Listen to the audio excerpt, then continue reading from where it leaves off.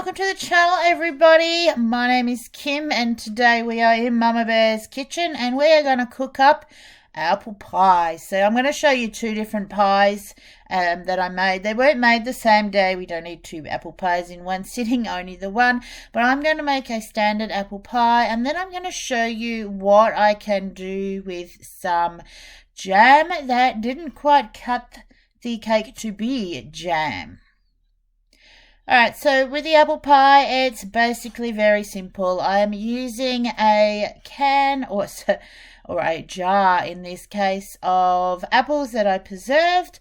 So in this jar, it is just apple with a very light or light to medium syrup, sugar syrup, and that is all I put in there. The reason when I preserved these apples, that is all I did, because at the end of the day, sometimes we like to eat apple with custard or stewed apple with ice cream, and sometimes we just like to eat it as fruit, a canned fruit.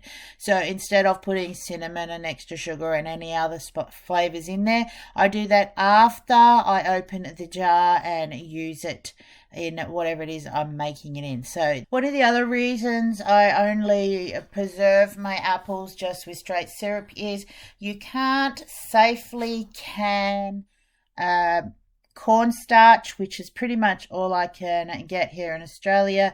You need to use a substance called clear gel, and there might be a couple of other things out there as well that you can use, but the main thing I use for thickening in my kitchen is cornstarch, or corn flour as I call it.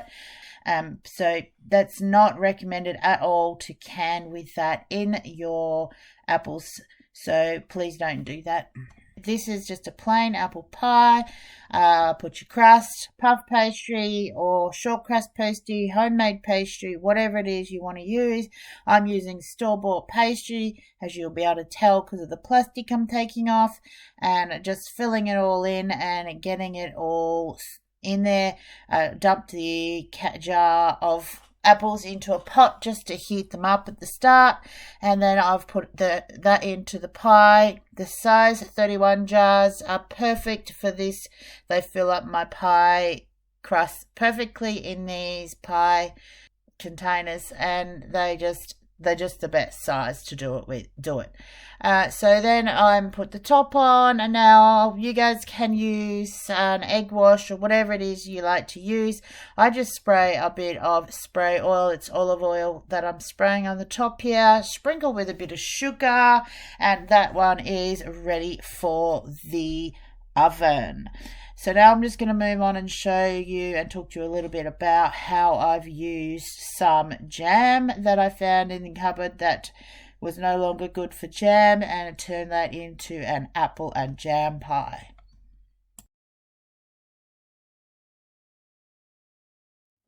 So just quickly before I move on to the next pie, guys, I'm just going to give you a little bit of what it's like behind the scenes when I'm in the kitchen trying to cook. Now, I have two of my children that still live at home, Dylan and Erica, and for some reason, every time the camera comes out, they want to discuss something, or they come into the kitchen and they want to show me something. So just gonna show you a little bit of the behind the scenes stuff here today, so you can see that no matter what video you're watching, there is a lot of stuff that I do cut out.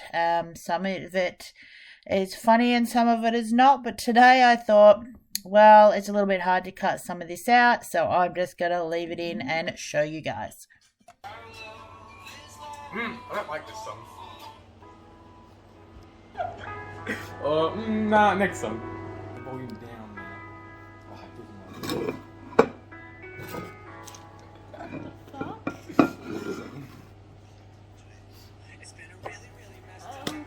Can you help me? Is this the app?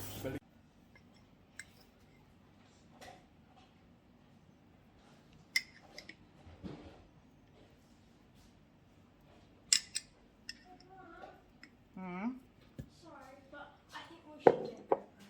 I've got one over there that we can borrow.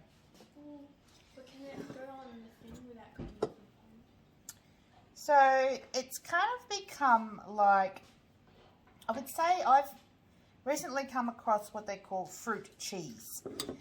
And this is the consistency of it. It's not dry, hard or anything like that. It's just like it's been dehydrated somewhat. So it's kind of like a fruit leathery thing. I'm going to taste it. Tastes like plums. Tastes really good. It actually tastes like a fruit leather. It looks like It tastes like fruit leather. oh, what's the word I'm looking for? It looks like Do you want to taste it? no, thank you. It looks like ham. I think that's the word I'm looking for. Yeah, a bit. It does. It seriously tastes just like a fruit leather. I thought you were about to say like lamb. Alright, I'm happy with the flavour of this. I'm just going to actually heat this up a bit so that it can spread out. Alright, so guys, to explain a little bit more of what I'm actually putting in the pot here is, I discovered that I had some plum jam that I'd made that had actually started to dry out in the jar. And so I decided that I was going to use this plum jam rather than just throwing it out, which was what I was going to do. Now, it wasn't moldy or anything like that. It was like it had slowly dehydrated over time and become firm and hard. As you can see, as I'm putting it in the pot and that, you can see that it's quite firm. So it's really no good as jam. But I can tell you, putting this into this apple pie was absolutely beautiful. So I ended up adding a heap of water to it just to help soften it down and mixing it into the apple mixture. And I can tell you right now, it is definitely worth using your jams if they've gone hard or whatever, and using them in your apple pies to make a different flavour with your apple, or even just a plum pie. That would have been really nice as well. So sometimes we can look outside the box and use stuff we've got that's no good for its current purpose and use it for a different item. So guys, to rehydrate this plum jam here, all I was doing is adding water into the pot as required so that the bottom didn't catch and burn, and just keeping a good eye on it. And it probably took about 5 or 10 minutes for it to hydrate, with adding more and more water as I went. I have no idea how much water I put in here. Just keep adding it and just making sure things didn't burn, and keep stirring it and mashing it all up until it was ready to go into my pie. I just went for a ride. I just missed you. Fancy.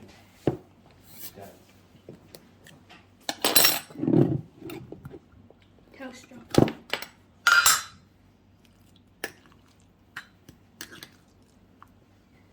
What were you going to call it, by the way?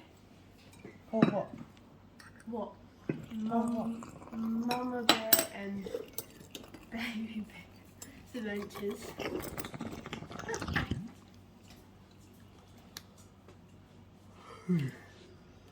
Pie. Pie. Pie and pie. Ooh, chocolate. No. Twinkie? It's not a Twinkie. It's Twinkie. No, it's not. It's a chocolate Twinkie. Huh? No, it's not. Yes, it is. It looks like a chocolate Twinkie.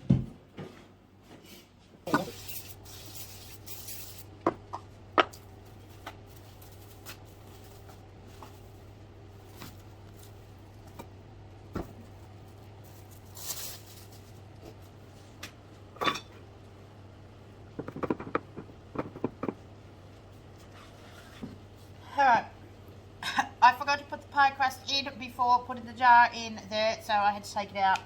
But the pie up is now got its crust. So there is the apple. For those that do use the cola jars, that was a 31 jar I used, and it perfectly fills one of these pie trays. Because I want to add some of that plum jam in, I'm actually going to take a heap of this out, so that I can put the jam in.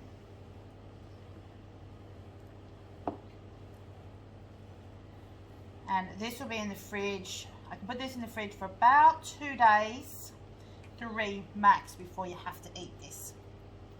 Right, so that gives them a bit of room for the jam.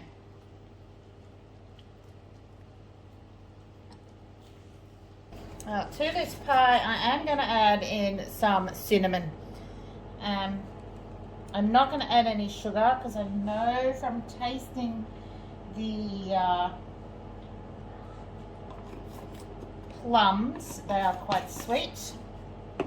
So I think we are going to just leave out the sugar.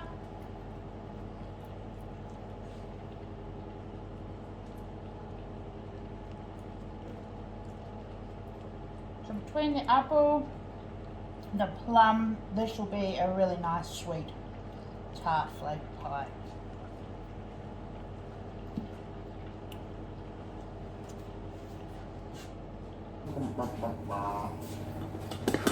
The best of trumpets go there.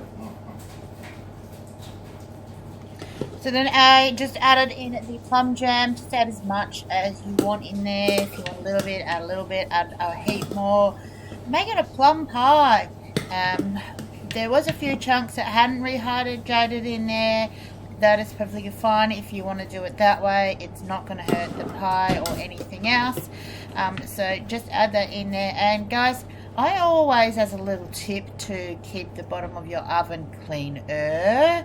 My oven is not spotless. I will put things like pies and lasagnas and anything that bubble up and could actually spill out the sides onto a tray, so that the tray catches whatever liquids bubble out. So as a good little handy tip there to make sure that you keep your oven a little bit cleaner.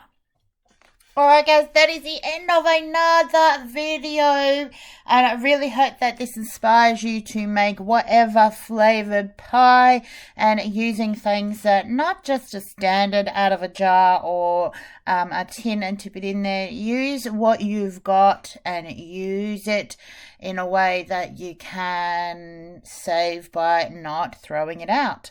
So guys, I will put on the side here a couple of more videos for you. Thank you so much for joining me, Erica, and Dylan in the kitchen. I should say Erica, Dylan, and I, to get things correctly around the right way. And I hope that you have a great day, and we will see you again in the kitchen. Happy cooking, everybody.